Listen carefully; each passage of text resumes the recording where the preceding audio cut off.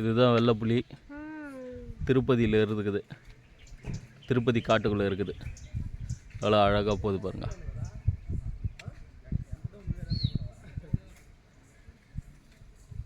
எப்படி இருக்கு?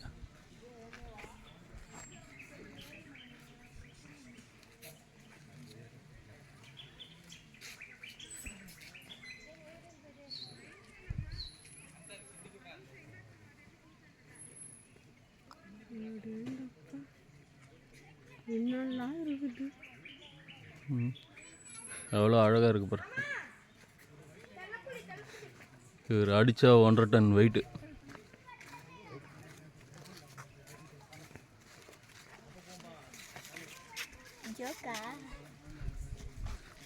தம்பி யாருன்னா உள்ளே போகிறீங்களாப்பா? சரி, யாரும் உள்ளே போகிற மாதிரி இல்லை.